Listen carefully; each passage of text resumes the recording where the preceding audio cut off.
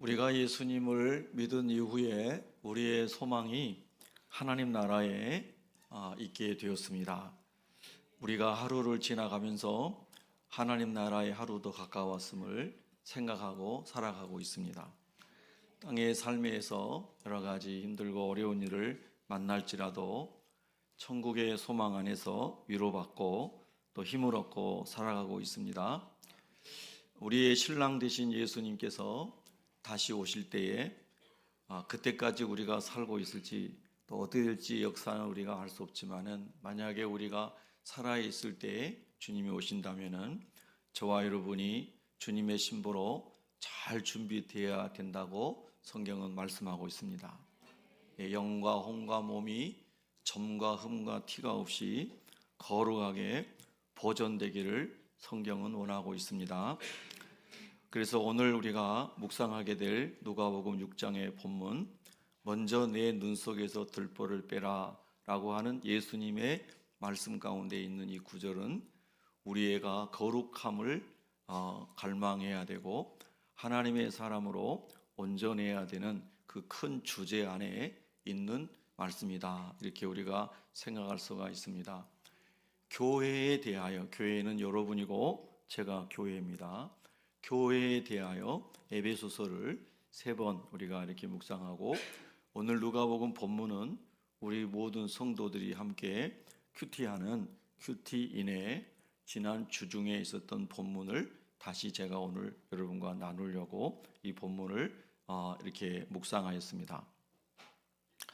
누가복음 6장에 예수님께서 안식일에 행하셨던 2가지 일이 있었습니다. 그 중에 하나가 손 마른 자를 고쳐주시는 사건이었습니다.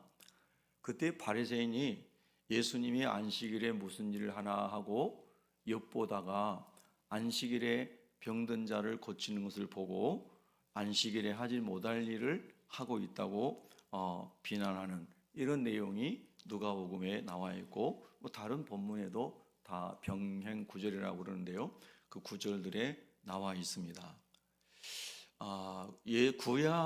구약은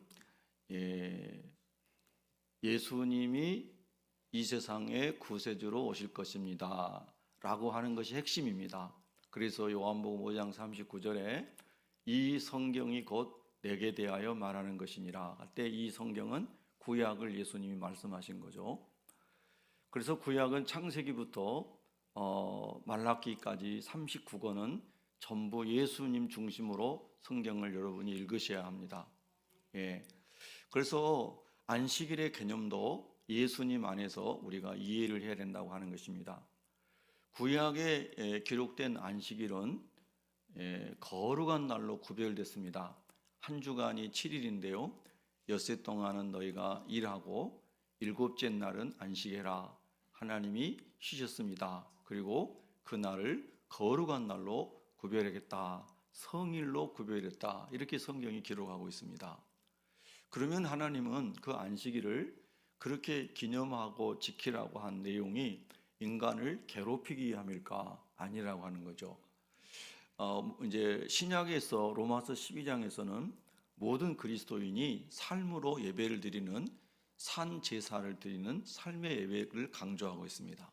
즉 모든 날이 거룩한 날이고 모든 삶이 거룩한 삶이 되어야 한다는 것으로 신약에서는 예배의 범위를 확장했죠.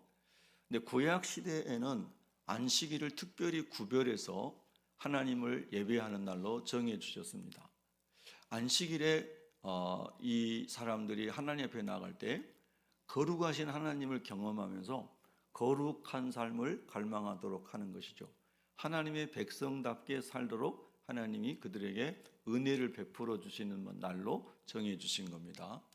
그래서 그것은 올무를 주신 게 아니고 하나님의 축복의 울타리처럼 하나님 앞에 그들이 거룩한 삶을 살고 하나님의 백성다운 삶을 살도록 하기 위한 하나님의 사랑의 울타리다, 이렇게 우리가 이야기할 수 있습니다. 자녀들이 말을 잘 안 듣고 살아가는데 부모들이 그 자녀들이 잘 되게 하기 위해서 적당한 규율을 정하는 것과 비슷하다고 할 수 있겠죠. 인간은 타락함으로 인해서 타락한 이후에 하나님의 형상을 잃어버렸기 때문에 타락한 본성대로 살아갔다는 것이죠. 그러니까 하나님께서 하나님의 형상을 회복할 수 있는 길들을, 많은 장치들을 마련해 주셨는데 그것이 안식일이었습니다. 그래서 안식일을 잘 거룩하게 지키면 그들의 영혼이 잘 되고 범사가 잘 되는 이 복의 원리를 하나님이 주신 거죠. 그래서 심지어 안식일을 거룩하게 지키게 하기 위해서 안식일에는 불도 켜지 말라고 그랬습니다. 구약에서는. 그래서 구약 시대에는 안식일에는 불도 안 켰습니다. 지금도 이스라엘의 정통파 유대인들은 자기들이 지키는 안식일에 불도 켜지 않습니다. 예. 철저하게 그를 지키고 있는 거죠. 자, 여러분 유대교와 기독교를 구분하실 줄 아시죠? 우리가 흔히 말하는 유대교는 이스라엘에 있는 이스라엘 사람들이 믿고 있는 종교인데요. 유대교인들은 구약 성경을 경전으로 삼습니다. 구약 성경만을. 그리고 그 구약에 나온 여호와 하나님을 유일신으로 믿습니다. 자, 그 점에 있어서는 우리와 동일합니다. 그리고 구약에 하나님이 주신 십계명을 비롯하여 하나님이 주신 절기들을 그대로 준행하면서 살아가는 사람들이 유대교에 속해 있는 정통파 유대인들입니다. 지금 현대 유대교는 여러 갈래로 나눠졌지만 정통파 유대인은 그대로 그렇게 살아가기를 원하는 사람들입니다. 그런데 예수님께서 그 구약에 예언된 메시아로서 이 세상에 2020여 년 전에 오신 거죠.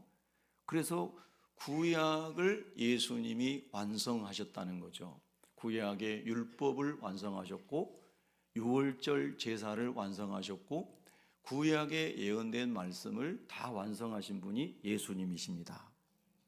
그래서 예수님은 구약을 폐하러 오신 것이 아니라 구약을 완성하러 오셨다고 하신 거죠.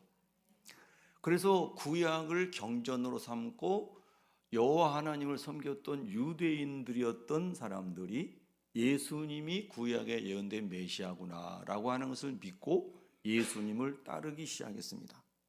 그래서 예수님을 따르는 사람들, 예수님을 믿는 사람들이 그리스도인이라고 하는 이름이 후대에 붙여졌지만 예수님을 그리스도로 고백하고 있는 사람들을 우리가 기독교인이라고 오늘날 부르고 있는 거죠.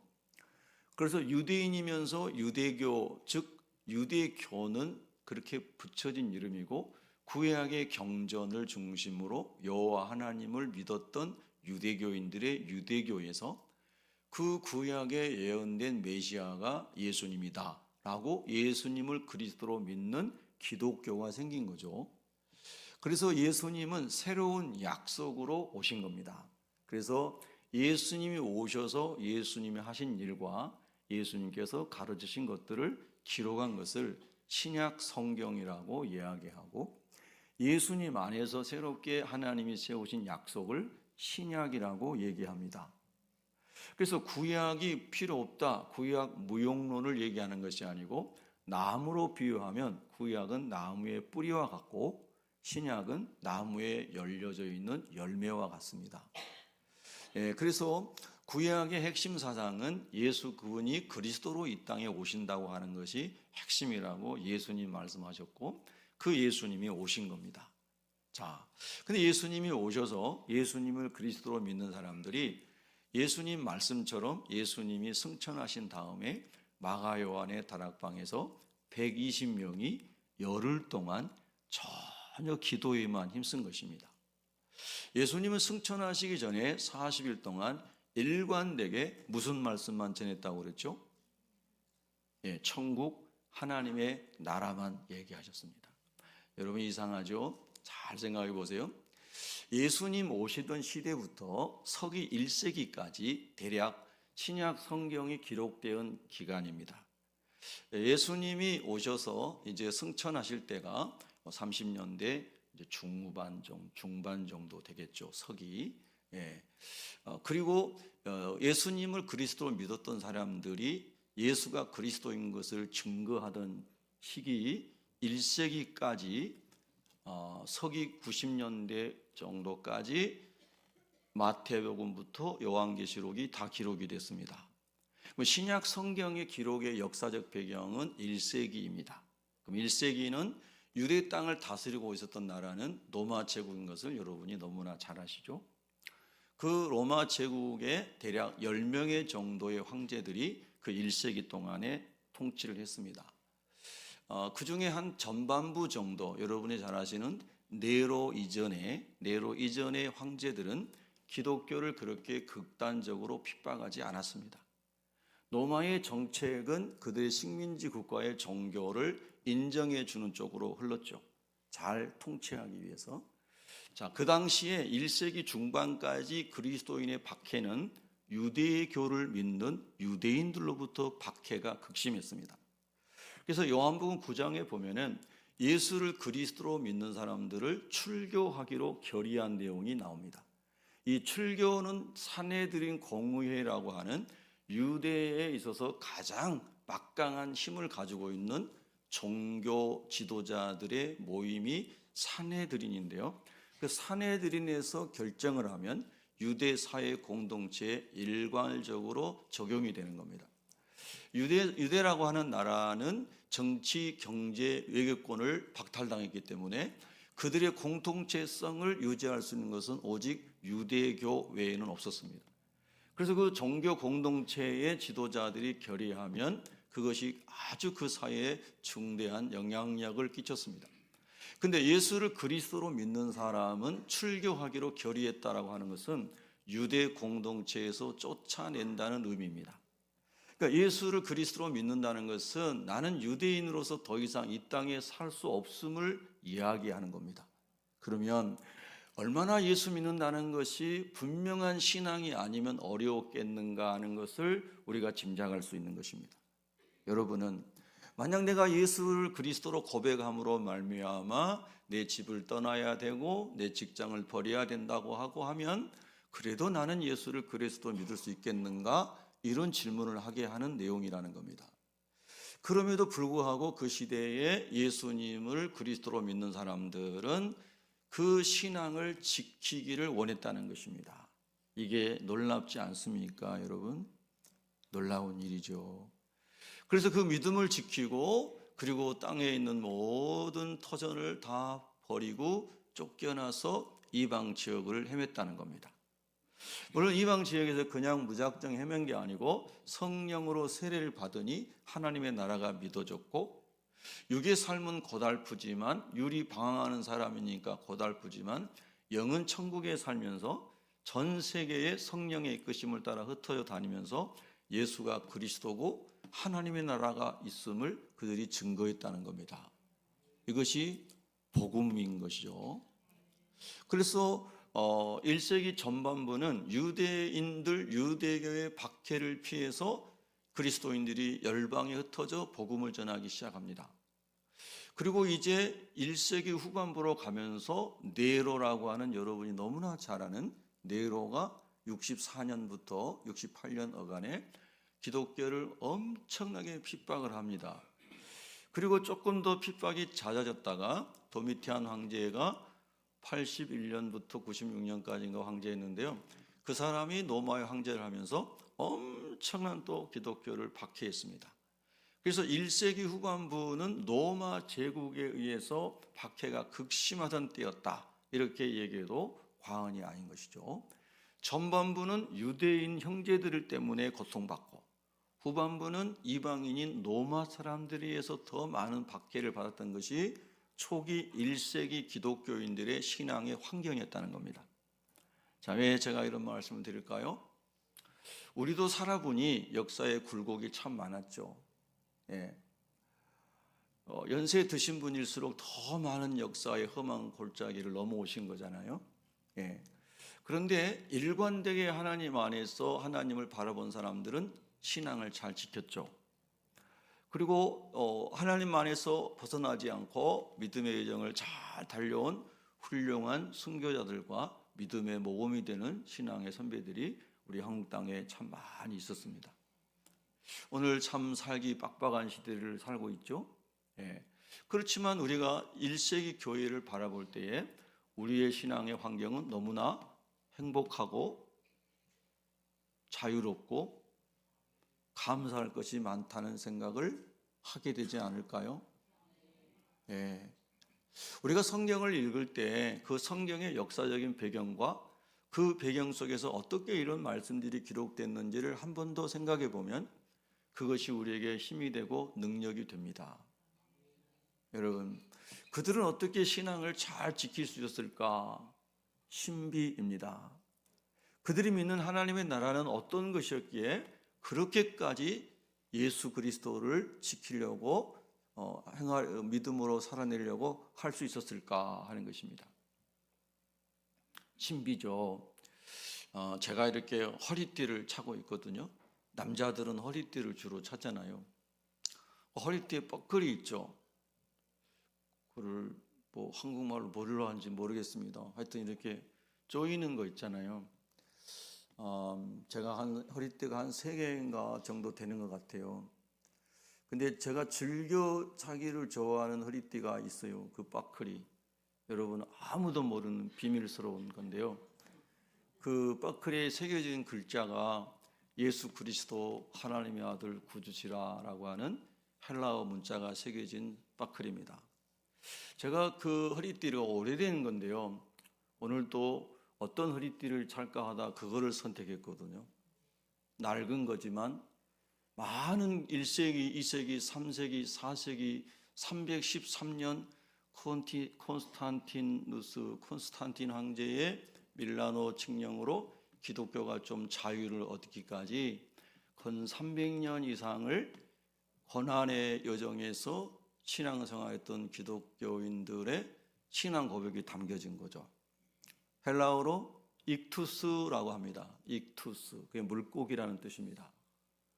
익투스를 하나하나 이니셜을 이제 이야기할 때에 이에수스 크리스토스 데오 히오스 소테르, 예수 그리스도 하나님의 아들 구세주라, 이런 뜻입니다.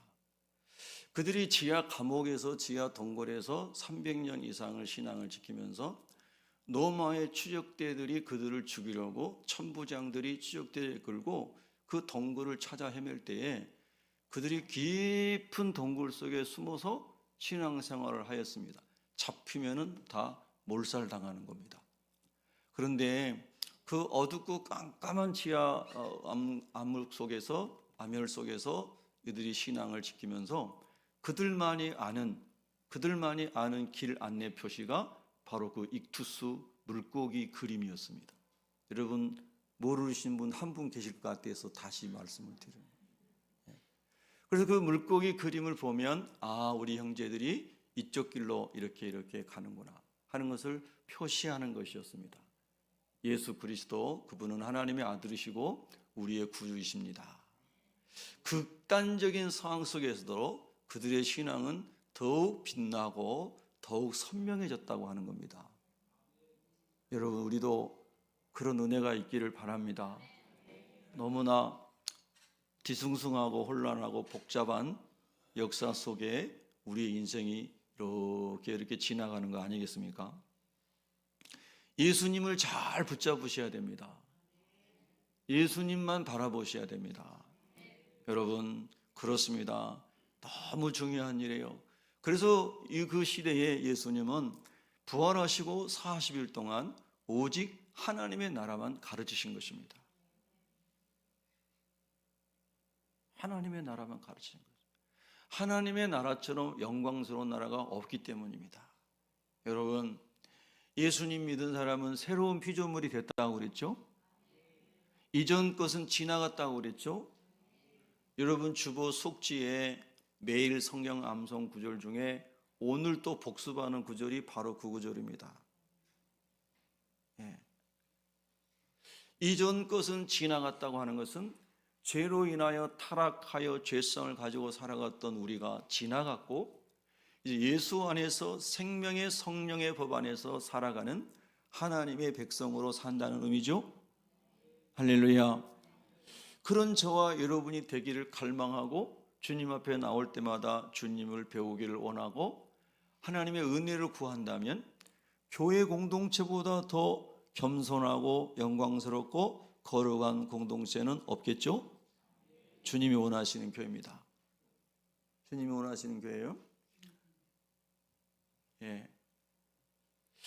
여러분, 교회 오시니까 행복하신가요? 그러면 여러분이 예수님을 닮기를 원하는 것이고, 여러분 옆에 앉아 계신 분이 예수님 닮기를 원하시는 분이기 때문에 행복한 겁니다. 여러분이 함께 신앙생활하는 새빛교회가 거룩해지기를 원하시나요? 그러면 여러분이 거룩해지시면 됩니다. 여러분이 교회에서 만나는 모든 사람이 겸손하기를 원하십니까? 여러분이 겸손하시면 됩니다. 세상에서, 직장에서, 심지어 불신 가족이 있는 가정에서 누릴 수 없는 그 거룩과 겸손과 기쁨과 섬김과 하나님의 사랑을 나는 교회에 가서 배우고 누려보고 싶습니다. 그래서 교회에 오는 겁니다. 아멘. 여러분, 그렇게 신앙생활이 복되시기를 바랍니다. 근데 하나님의 말씀을 영으로 받고 내가 회개하지 않으면 우리는 오늘 성경에 나오는 예수님 말씀하시는 맹인이 될 수 있습니다. 오늘 예수님이 맹인이라고 하는 사람은 누가복음 6장 앞부분에 나오는 바리새인들을 이야기하는 겁니다. 예수님께서 안식일에 손 마른 자를 고쳐주셨습니다. 자, 구약에서는 그 이스라엘 사람들이, 하나님의 백성들이 하나님 안에서 거룩하게 사는 원리를 그들에게 알려주기 위해서 안식일을 정해주신 거예요. 근데 이제 그 율법사들과 바리새인들은 너무나 규범에 얽매여서 사람을 그 규범하에 올가매는 이런 이제 율법 해석을 하였습니다. 자, 그래서 예수님이 여러분이 잘 아시는 것처럼 마가복음 2장에도 보면 그렇고요, 27절 쭉 보면은 안식일이 누구를 위하여 있다고 그랬어요? 네, 여러분을 위하여 있습니다. 한번 따라합니다. 안식일은 사람을 위하여 있습니다. 잘 들으세요. 안식일은 누구를 위해 있어요? 사람을 위해 있어요. 그래서 구약의 안식일도 하나님을 우리가 하는 것 같지만은 사실은 하나님이 우리를 하나님의 자녀답게 살게 하고 창조 목적대로 하나님을 경외할 때 가장 행복한 존재가 인간이니까 사실은 우리를 위해서 주신 거예요. 구약의 안식일도. 아멘. 예. 그래서 안식일은 사람을 위해 주신 것이고 안식일의 주인은 누구세요? 예, 하나님이고 신약에서 예수님이 안식일의 주인이라고 말씀하신 거예요. 왜? 우리에게 참된 안식을 주시는 분은 하나님이시니까요. 우리가 마음껏 하나님을 예배할 때 참된 안식을 누리는 것이 인간이니까요. 할렐루야. 그런데 안식일에 손 마른 자나 안식일에 중풍병자나 안식일에 죽은 사람이 있을 때 그 사람이 안식을 누리려면 어떻게 해야 되겠어요? 병에서 고침을 받아야 되겠죠? 그 사람이 안식을 누리려면 죽은 자가 살아나야 되겠죠? 그래서 예수님이 참된 안식의 의미는 거기에 있기 때문에 안식일에 손 마른 자도 고쳐주셨고 나인성 과부의 아들도 고쳐주시고 할렐루야. 그 다음에 배고픈 제자들에게 이삭을 이렇게 해서 먹는 것도 용납하신 거예요. 다시 말해서 인간이 하나님께서 주신 기본적인 생존권, 먹는 것, 그 다음에 건강하게 살아가는 것, 하나님이 원하시는 보시기에 좋았더라 라는 삶을 살도록 하나님께서 우리에게 그런 복을 주시기를 원하세요. 그래서 안식일에 선을 행하는 것과 사람을 살리는 것을 맞다, 합당하다고 주님이 말씀하신 거예요. 근데 우리가 이 말씀을 또 너무 오해해가지고 하나님께 예배하는 날 마음대로 정욕대로 놀러 다니는 것을 하나님이 원하시는 건 아니에요. 제가 말씀드린 것은 정욕대로라고 하는 게 강조점입니다. 성령을 따라 살아가야 돼요. 그러면 구약의 사람들은 금요일 저녁부터 토요일 저녁까지는 안식일을 지켰는데 신약에서는 우리가 그 안식일을 지키지 않고 주일을 모여서 하나님을 예배해요. 주일. 자, 왜 주일인지 아시죠? 주일이 주님의 날이라는 뜻이에요. 주님의 날, Lord's Day. 왜 주님의 날입니까? 주님이 사망 권세를 이기고 3일 만에 부활하심으로 생명의 주가 되시고 부활의 주가 되시고 우리에게 영원한 생명을 주시는 주이신 것을 믿습니다. 할렐루야. 그래서 우리 주님은 말씀하신 대로 모든 사망 권세를 이기고 승리하신 분입니다. 그래서 우리도 그 예수님을 구주로 믿으면 죄로부터 해방되고 그 다음에 천국의 영생을 얻으니까 참된 안식에 우리가 영원한 천국의 안식에 들어가는 거예요. 할렐루야. 그리고 죄와 사망의 법에서 해방된 것이 진짜 안식인 거예요. 여러분이 죄를 많이 지었다면 가정하면 잠이 잘 안 오겠죠. 예. 누구와 누구를 살인을 하고, 이게 가정입니다. 살인을 하고 몰래 도망다닌다. 예. 그래서 뭐 10년 지나면은 괜찮아, 뭐 법적인 그런 게 기간들이 있잖아요. 근데 10년 동안 숨어 살다가 그 기간이 지나겠다고 평안하겠습니까? 사람을 죽인 사람이 절대 평안할 수가 없어요. 제가 목회하다가 어느 날 말씀드렸죠. 또 우리 성도님이 저녁 10시쯤에 제 집에 와가지고 목사님, 가끔 오던 분이에요. 1년에 한 번 정도 이렇게. 근데 내가 세상에서 너무나 억울한 일을 당하고 재산을 다 빼앗기고 노예처럼 이렇게 살아가는 신세가 됐는데 내가 그 사람을 죽이고 나도 죽고 싶습니다. 그리고 밤에 10시에 저를 찾아왔어요. 자기 인생을 다 걸어서 재산을 모으고 상가를 뭐 몇 개를 분양받고 막 이래 했는데 조폭에게 이렇게 어떻게 잘못 연관이 돼가지고 조폭이 그걸 다 뺏어 가가지고 그리고 자기도 이제 늘 해롭게 하니까 이제 계속 노예처럼 조폭하고 되게 찍찍 뜯기고 살다가 도저히 답이 없어서 자기가 죽이고 자기도 죽겠다고 찾아요. 여러분, 이런 일이 세상에 없어야 되는데 정말 악한 사람들이 많은 것 같아요. 세상에는 악한 사람이 너무나 많아요. 그래가지고 밤중에 찾아왔는데 제가 형제요, 사람을 죽이고 나면 하나님 앞에서 그거 어떡하려고 그럽니까? 그리고 당신이 자살하는 것도 하나님이 원하지 않습니다. 그래서 어쨌든 하나님이 그 재산은 못 찾지만은 생명은 보존하게끔 건져 주셨어요. 그래서 이제 잘 살아가고 있어요. 참 어려워요. 어려워. 하나님의 백성으로 살아간다는 게 참 어려워요.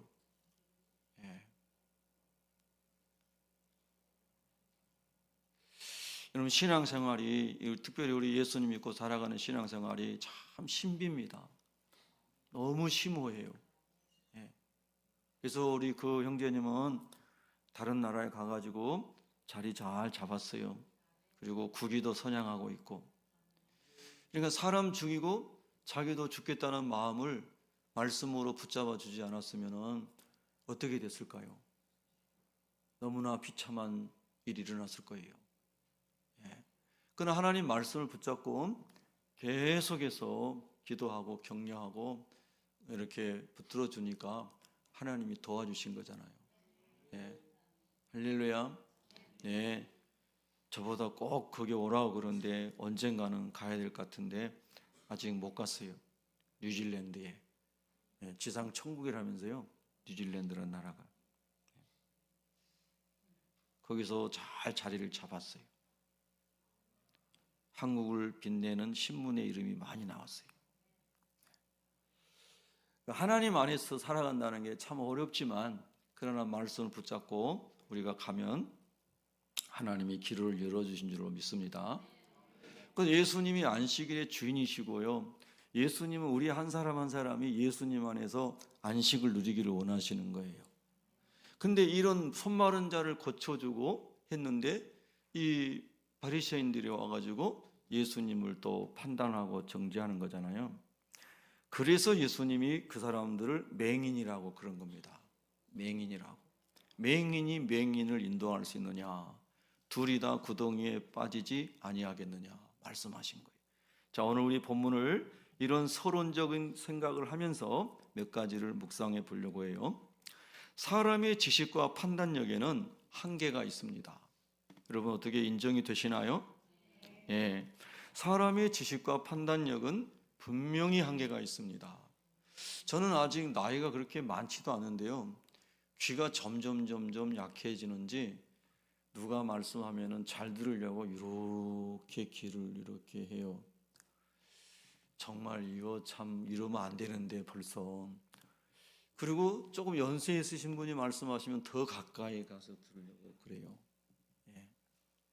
그리고 집에서도 제 아내랑 이렇게 대화할 때, 우리 집이 한 500평 되는 거 아니거든요. 그런데도 무슨 이야기를 들었는데 거꾸로 들을 때가 있어요. 혹시 여러분도 그러세요? 주님이 고쳐주시기를 바랍니다.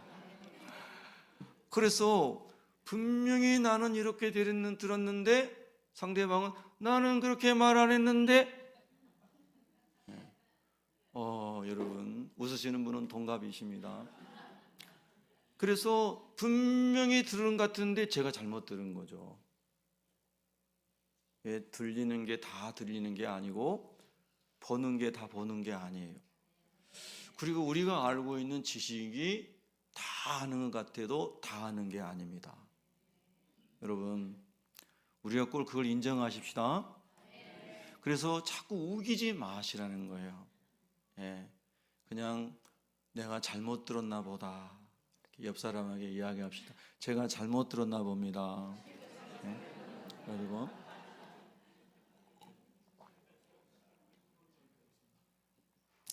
여러분 우리가 신앙생활도 그렇지만 인생도 행복하기 위해 사는 거죠. 맞죠? 그런데 행복하기 위해서 사는 건데 오늘 그 말 한마디 때문에 화를 낸다면 손해잖아요. 그렇죠? 저만 그런 생각 하나요? 많이 생각하거든요. 행복하기 위해서 우리가 예수님 믿는 거예요. 영원히 행복하기 위해서고 땅에서도 영원신이 행복하기 위해서. 맞나요? 제가 행복이라고 얘기했지만 성경은 복이라고 얘기해요. 너는 복이 될지라. 그게 우리식으로 말하면 행복이잖아요. 한국식으로 말하면. 그래서 오늘도 저와 여러분이 이 예배당 안에서 거하는 동안에 어떤 분하고 대화하든지 잘 경청하시고 겸손하시고 그리고 따지지 마시고 우기지 마시고 존중하시기를 바랍니다. 그렇게 오늘 그리스도 안에서 행복하게 사시기 바랍니다. 제가 아침에 교회 오면서요, 차에서 예언을 하는 중에 그 기도를 했거든요. 하나님, 오늘이 제가 행복하게 해주세요. 오늘 행복하기 원합니다. 근데 행복할 수 없는 일이 많이 일어났거든요. 지난 주간에도. 그래서 이 강단에 서게 되면 행복하지 않았던 것이 자꾸 떠오르게 마귀가 역사해요. 그런데 성령은 행복할 수 있는 이유들을 십자가 안에서 발견하게 하는 거죠. 오늘도 예배당에 나오지 못하고 집에서 영상으로 예배 드리신 분도 계실 거고 병상에서 예배 드리신 분도 계실 건데요, 우리가 있는 그 자리에서 하나님께서 그리스도 안에 있는 기쁨과 행복을 주시기를 바랍니다. 그래서 우리가 같이 행복하려면 내가 지식과 판단력에 한계가 있음을 인정하자는 것입니다.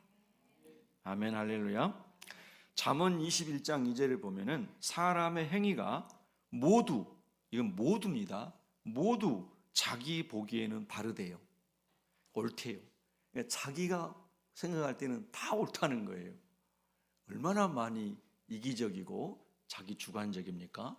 그런데 우리가 공동체로 살아갈 때는 객관화할 수 있는 눈이 있어야 됩니다. 아멘. 그래서 여호와께서는 마음을 감찰하시느니라 그랬어요. 자, 예레미야 17장 9절부터 보면요, 만물이 거짓되고 만물보다 거짓되고 심히 부패한 것은 마음이라 그랬어요. 우리의 마음이 가장 부패했다는 거예요. 예, 제가 옛날에도 구정물 예화 들었잖아요. 그건 너무 좋은 예화이기 때문에 저에게는 떠드리고 싶어요. 안 들으신 분이 절반이 넘잖아요. 자, 구정물 예화 들어보신 분 손 들어보세요. 10명도 안 되시네. 과감하게 또 하겠습니다. 예. 자, 우리가 예수님 믿고 기도하고 예배드리고 나면 마음이 좀 주님으로 채워집니까? 그러면 그래도 예배당 마당을 벗어나기 전까지는 좀 온유한 사람이 되나요? 예. 그 구정물 예화가 그겁니다. 시골에서 돼지를 키울 때 돼지 밥을 주기 위해서 큰 그 돼지 밥통을 돼지 우리 옆에다가 놔두고 거기다가 이제 음식물, 찌꺼기, 구정물을 다 모은단 말이에요. 요즘에는 쓰레기 봉지에 담아서 음식물, 쓰레기는 다 버리지만은 옛날에는 큰 통에다 받아가지고 돼지한테 줬잖아요. 그렇게 좋은 맛이 어디 있어요, 돼지에게 음식이. 근데 우리가 돼지를 4마리 키웠기 때문에 우리 집에서 나오는 것으로는 부족한 거예요. 그래서 제가 엄마가 심부름 시키면 꼭 막내에게 저한테 심부름을 시키더라고요. 그래서 동네 당내 다니면서 돼지 안 키우는 집에 가서 구정물을 다 받아왔어요. 좀 착했죠. 예. 인정하지 않아도 뭐 하여튼 그래가지고 구정물을 다 받아다가 딱 채워놓으면은 아침이 되면요, 저녁 한밤이 지나가면 구정물통 위에 물이 맑잖아요. 정말 떠서 마셔도 될 정도로 맑아요. 그 밑에는 온갖 이제 고구마 먹던 거 뭐 먹던 거 다 그거 돼지가 좋아하는 음식이 말하자면 꿀꿀이 죽 같은 게 밑에 다 깔려 있잖아요. 그 돼지밥을 줄 때에 우리 돼지청에는 돌을 파가지고 만든 돌로 된 돼지 밥그릇이 있었어요. 왜 돌로 했을까요? 돼지 키워보신 분은 아실 거예요. 새지 말라는 것도 있고요. 자, 제가 예를 들어 볼게요. 돼지 밥을 먹을 때 돼지들이 질서대로 잘 먹는다. 돼지 안 키워보시면 몰라요. 요즘에는 집에서도 방에서도 침대에서도 돼지 키우더라고요. 그런 돼지는 잘 모르겠고 안 키워봐서요. 그 돼지 밥통에 돼지가 한꺼번에 5마리, 6마리가 머리를 다 들이받고 막 받으면서 돼지 밥그릇에 밥 반절은 다 바깥으로 뛰쳐나가고 서로 먹으려고 머리를 머리를 떼고 싸워요. 다 그런 거 보셨죠? 야, 우리 요즘에 인생이 그렇게 사는지 모르겠어요. 예. 그래서 돌로 만들어 가지고 돼지 밥그릇 안 깨지게, 그 다음에 딱 고정되게 있게 무거운 돌로 가운데 돌을 다 정으로 쪼아가지고 돼지 밥그릇을 만든 거예요. 그 돼지 밥을 딱 떠가지고 막 저어가지고 밑에 있는 거 저어가지고 딱 이렇게 해서 넣어주면은 막 박 터지게 싸워요. 자, 돼지 밥그릇에 있는 그 돼지 밥통에 있는 찌꺼기처럼 제 안에, 여러분 안에 그 죄성이 도사리고 있다는 겁니다. 그래서 매일 기도와 말씀으로 내 영혼을 지키지 않으면, 여러분, 저 사람은, 저 김 집사님은 평생 화를 안 낼 사람이야, 그런 사람도 갑자기 다이너마이트처럼 폭발할 수가 있어요. 그런 거 본 사람 한번 손 들어봐요. 살아가면서 봐요. 벌써 여러분이 손 들잖아요. 자, 그 사람은 이렇게 생각할 수 있어요. 사람이 다 본성이 악해요. 저도 엄청 악한 사람이거든요. 여러분이 저 화낸 거 한 번도 못 보셨죠? 앞으로도 못 보시기를 바랍니다. 예. 근데 정말 악한 사람이거든요. 그런데 말씀과 하나님의 은혜로 자꾸 자기를 다스리는 거잖아요. 그렇죠? 근데 너무 극단적이고 너무 황당한 사건이 갑자기 여러분에게 들어올 때 여러분도 모르게 구정물통이 뒤집어지듯이 속에 있는 게 확 폭발할 수가 있어요. 그렇죠? 예, 그게 인간인 거예요. 그래서 예레미야 17장에는 만물보다 거짓되고 심히 부패한 것이 사람의 마음이라는 거예요. 여러분과 제가 좀 착할 때 겸손해야 됩니다. 예, 좀 착하다고 스스로 느껴질 때 더 겸손해야 돼요. 예, 할렐루야. 사람은 이런 거예요. 그래서 자기 지식과 자기 한계가 너무 많은 인간이기 때문에 우리가 스스로를 먼저 잘 살피는 것이 하나님의 사람으로 살아가는데 중요한 습관이 되어야 된다는 겁니다. 우리가 하나님의 관점에서 온전히 알지 못하면서 판단하고 정죄할 수 있다는 거예요. 바리새인처럼 하나님의 말씀보다 자신의 경험과 감정을 더 중요하게 여겨서 바리새인처럼 말할 수 있다는 겁니다. 겉으로는 신앙이 좋아 보이지만은 실제로는 자기가 그렇게 살아내지 못하면서 바리새인처럼 이야기할 수 있다는 거죠. 그래서 예수님은 바리새인을 맹인이라고 그랬고요. 그 다음에 외식하는 사람이다 그랬어요. 겉과 속이 다른 위선자다 이렇게 말씀하신 겁니다. 자, 오늘 41절부터 그래서 42절에 보면 티와 들보에 대해서 말씀하세요. 한번 따라 볼까요? 하나님, 제 안에는 들보가 있습니다. 자, 이 들보를 저와 여러분의 약점으로 생각을 해봐요. 여러분에게 약점이 혹 있을까요? 예, 저는 약점이 참 많거든요. 그래서 약점이 많고 부끄러움이 많아요. 부끄러운 게 많아요. 근데 약점이 많고 부끄러움이 많은 사람은 담대할 수 있나요? 막 와 할 수 있나요? 안 되죠.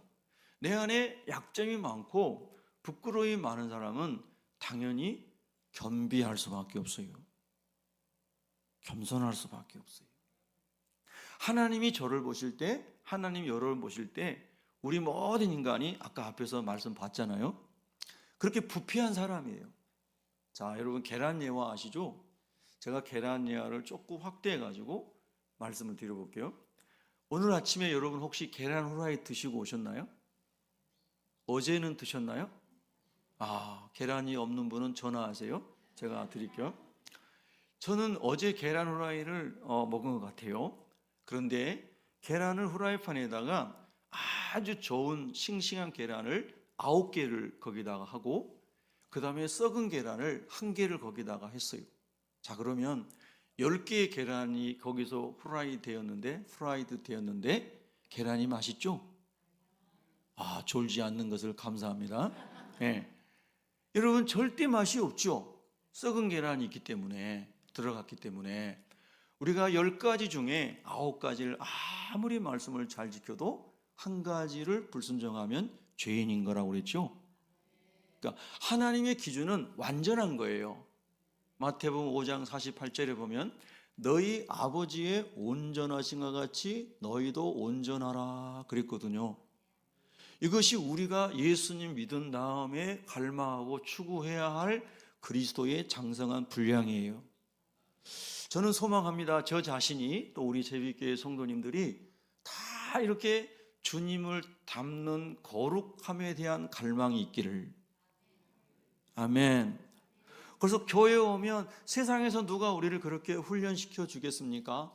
교회에 왔을 때에 그렇게 겸비하여 주님을 배우기를 원하고 겸손하게 상대방을 통해서도 하나님의 모습을 발견하고 배우기를 원하고 그래서 자신에게 겸손하고 가치 있는 사람들에게 또 겸손할 수 있는 그런 사람이 되면 주님께서 불쌍히 여겨주시리라고 믿습니다.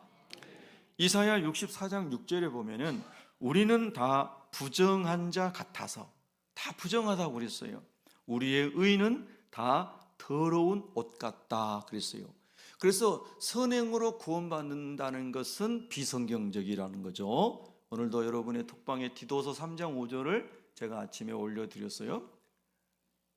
중생의 쓰심과 성령의 거룩하게 하심으로 우리가 구원을 받았어요. 우리의 행위로 구원받은 것이 아니고요. 할렐루야. 우리의 의라고 하는 것은 다 더러운 옷 같다라고 이사야가 말했습니다. 여러분 이사야 선지자 하면 꼭 떠오르는 말씀이 이사야 6장이에요. 우시야 왕이 죽던 해에 나라가 풍전등화에 놓였을 때에 이사야 선지자는 하나님의 성전에 가서 기도를 했다고 그랬어요. 여러분도 기도가 더 많아지기를 바랍니다. 성전 기도가 많아지기를 바랍니다. 그래서 성전에서 기도하다가 이사야가 천사들을 만납니다. 하나님의 임재를 경험하게 됩니다. 그래서 이사야 6장에 보면은 자기가 얼마나 부정한 사람인지를 깨닫게 됩니다.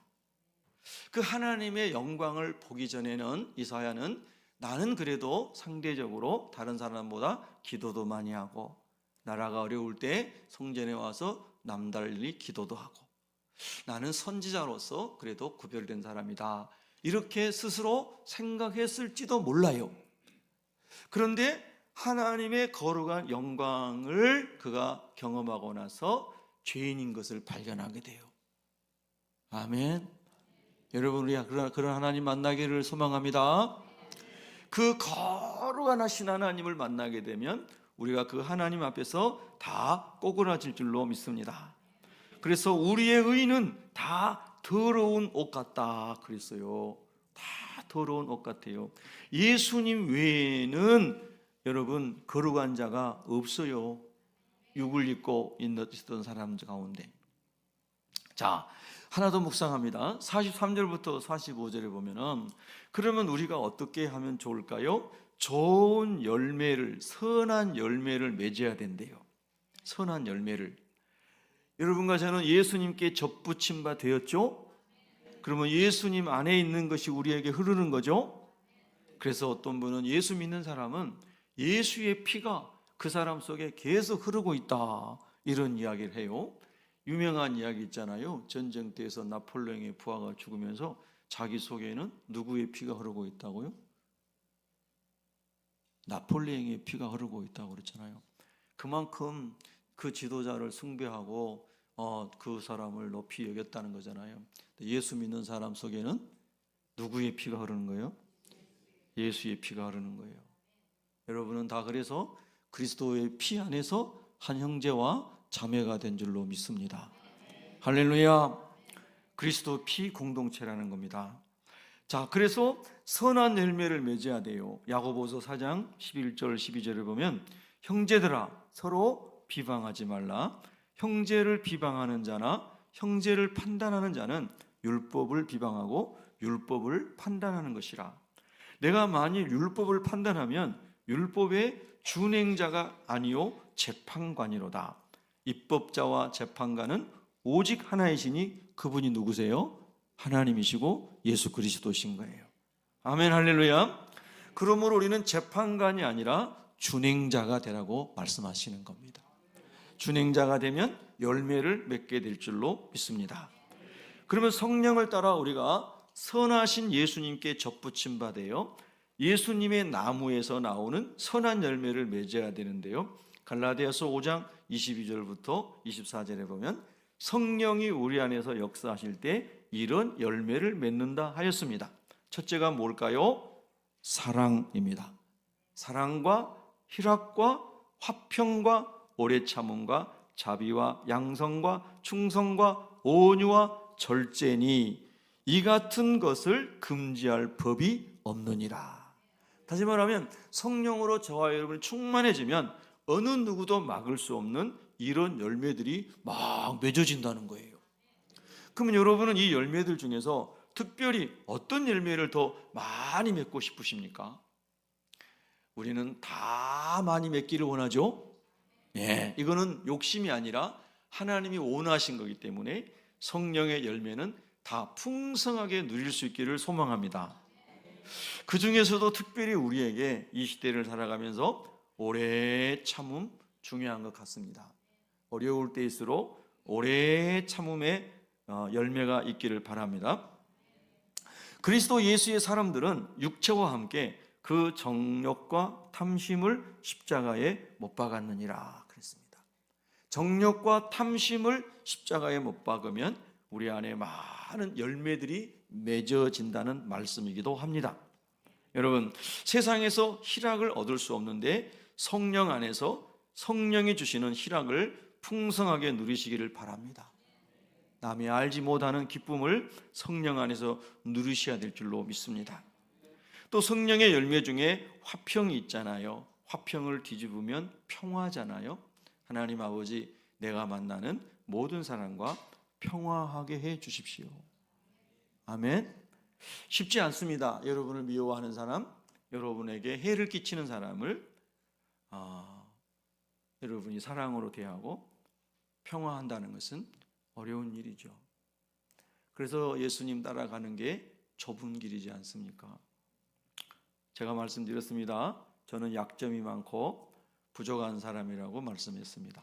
저도 부패한 사람이고 정말 언제든지 이 부패함이 드러날 수 있는 연약한 사람이거든요. 그러니까 매 순간순간 이 말씀을 붙잡고 기도하지 않으면 안 되는 거죠. 하나님의 은혜 안에서 성령의 열매들이 많이 맺어지기를 바랍니다. 너무 귀한 하나님의 말씀입니다. 그래서 25절에는 이렇게 나와요. 만일 우리가 성령으로 살면 또한 성령으로 행할지니 헛된 영광을 구하여 서로 노엽게 하거나 서로 투기하지 말지니라 그랬어요. 여러분, 열매를 많이 맺을 수 있기를 바랍니다. 이런 은혜가 저와 여러분에게 누려진다면 또 누려져야 되고, 이 하나님의 은혜를 모르는 사람들에게 가서 예수 그리스도의 복음을 전해야 되겠죠. 제가 지난주에 길거리에서 전도하다가 여러 사람을 만났습니다. 여러분도 할 수만 있으면 꼭 일주일에 그래도 한 번 정도는 길거리에서든 일터 누구 만났을 때 꼭 예수님을 전할 수 있기를 바랍니다. 주님의 명령이기 때문입니다. 명령이에요. 그래서 여러 사람을 만났어요. 아주 추운 날들이었죠. 근데 참 특이한 분을 한 분 만났어요. 70대 이제 중반의 할머니신데요. 여기 풍동에 그 로컬 푸드 사거리에서 제가 주로 그쪽 교회에 생명 강가라는 장로교회 전도해 주러 갈 때는 제가 거기서 대략 많이 전도를 합니다. 사람들이 많이 다니니까요. 그런데 많은 사람들이 지나가지고 어떤 할머니께서 좀 특이한 분을 뵀어요. 내 주먹을 믿으라고 그분이 그러더라고요. 저는 그 말을 아주 옛날에 책에서 읽었고, 옛날에는 그런 깡패들이 있었다고 그래요. 전도하면 내 주먹을 믿으라, 이렇게. 이기풍 목사님 같은 분이 거듭나기 전에 그런 사람 아닙니까? 막 선교사 때려 패고 교회 불지르고 이랬던 사람이잖아요. 그런데 이제 예수님 믿고 제주도로 선교사로, 최초의 선교사죠. 제주도가 그 당시에는 구렁이한테 자식을 제물로 바쳤는 우상 숭배했다고 합니다. 동굴에서 구렁이에게 어린 여자아이들을 제물로 바쳤다고 그래요. 참 미신으로 가득한 그때였다. 근데 그분이 거기 이제 전도자로 가서 거기에서 교회를 세우신 거예요. 하나님이 변화시켜가지고 가장 영적 전쟁이 심한 곳에 담대한 주의 종으로 만들어서 보내가지고 제주도의 복음화를 문을 연 거예요. 그래서 제주도 한라산 쪽에 가면은 이기풍 목사님 선교 기념관이 있어요. 여러분, 제가 이분을 전도하는데 저게 주먹을 믿으라고 막 그러는 거예요. 또 할머니 주먹이 얼마나 세길래 할머니 주먹 믿으라고. 그래서 금방 할머니도 이제 돌아가실 텐데 너무 안타까운 거예요. 그래서 제가 이제 몸 상태가 별로 안 좋아가지고요, 감기 기운도 있고 그래가지고 이제 저는 말수를 좀 줄이고, 같이 동행했던 목사님이 제 후배이신데 열심히 이제 복음을 전했어요. 제 옆에서 중보기도 하면서 듣고 있는데 이 목사님이 예수님을 잘 설명해 주는데 이 할머니가 예수가 나를 믿어야 돼 막 이러는 거예요. 그래서 제가 특이한 사람이라고 그런 거예요. 예수가 나를 믿어야 돼. 예수가 자기를 믿어야 된다는 거예요. 야, 정말로 세상이 어지러우니까 다양한 사람이 참 많구나, 이런 생각을 했고요. 여러분 정말 이 시대에 영적으로 혼미한 시대구나 생각을 했어요. 그럼에도 불구하고 그런 할머니에게도 어머니 하면서 정성스럽게 복음을 전하는 이유는 언젠가 저는 십자가의 사형수를 꼭 생각합니다. 전도할 때 하나님, 십자가의 사형수가 죽기 전에 예수님 영접하고 오늘 네가 나와 함께 낙원에 있으리라. 하나님의 축복을, 무조건적 축복을 십자가에서 받은 것처럼 저 어머니도 언젠가 이 복음을 들었으니 예수님을 만나게 해주세요. 그런 마음으로 전도를 하는 거예요. 꼭 눈에 보이는 영접하겠습니다, 교회 가겠습니다, 그래서 꼭 전도하는 게 아니에요. 여러분 잘 듣고 대답하세요. 예수님이 전도하면 다 믿었죠? 잘 들어서 감사합니다. 예수님이 전도하셔도 안 믿는 사람이 너무 많았고요. 예수님이 죽은 자를 살려도 예수님 안 믿는 사람들 많았어요. 여러분, 그래서 우리가 복음을 전할 때에, 우리가 복음 전할 때 사람들이 거절하고 욕하고 막 그렇게 해도 절대로 실족하지 마시기 바랍니다. 누군가는 여러분이 전한 복음을 듣고 예수님 믿고 구원받은 사람이 일어날 줄로 믿습니다. 우리 기도하겠습니다.